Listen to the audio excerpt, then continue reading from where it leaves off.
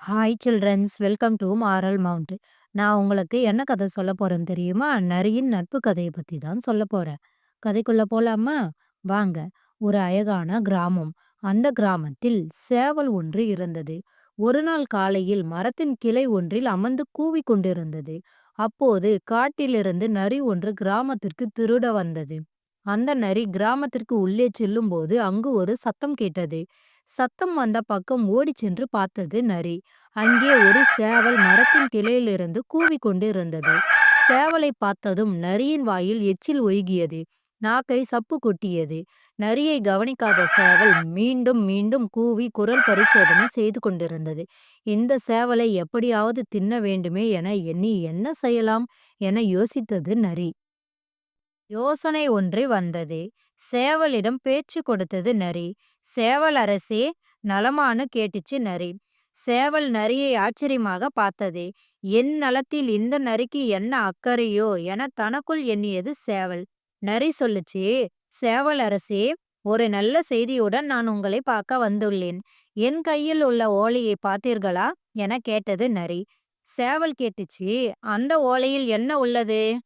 நரி சொல்லுச்சு, சேவல் அரசே, காட்டுக்குள் விலங்குகள் கூடி ஒரு சட்டம் நிறைவேற்றி உள்ளன. அந்த சட்டத்தின்படி விலங்குகள் பறவைகள் எல்லாம் சகோதரர்கள் போல நட்புடன் வாழலாம். அதனை சொல்லவே இங்கு நான் ஓடி வந்தேன் என்றது நரி.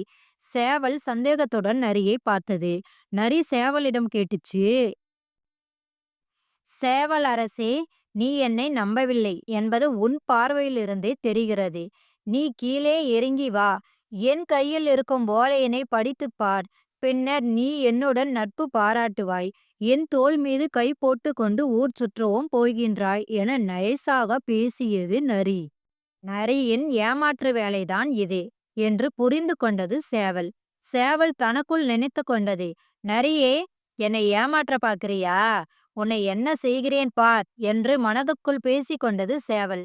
சேவல் நரியிடம் சொல்லுச்சு, நரி அண்ணா, சற்றே பொறுங்கள். என் நண்பர்கள் சிலர் அதோ வந்து கொண்டிருக்கின்றனர். அவர்களிடம் ஓலையை கொடுத்து படிக்க சொல்லலாம் என்றது சேவல். நரி மிரண்டபடி, யார் யார் வராங்கன்னு கேட்டுச்சு நரி. சேவல் சொல்லுச்சு, அதோ என் நண்பர்களான வேட்டை நாய்கள் வருகின்றனர். அவர்கள் குரைக்கும் சத்தம் உனக்கு கேட்கவில்லையான்னு கேட்டுச்சு சேவல். ஐயையோ, அந்த நாய்களுக்கு படிக்க தெரியாது. முட்டாள் நாய்கள். அவை ஓலைகளை படித்தால் எந்த பயனும் இல்லை என நரி ஓட்டம் பிடித்தது. சேவல் தனக்குள் சிரித்து கொண்டது. நரியே, நட்பை பற்றி நீயா பேசுகிறாய்? உன் நட்பு பற்றி எனக்கு தெரியாதா என்ன? நான் மட்டுமல்ல, உலகில் உள்ள யாருமே உன்னுடன் நட்பாக இருக்க முடியாது என்று சொல்லிக் கொண்டது சேவல்.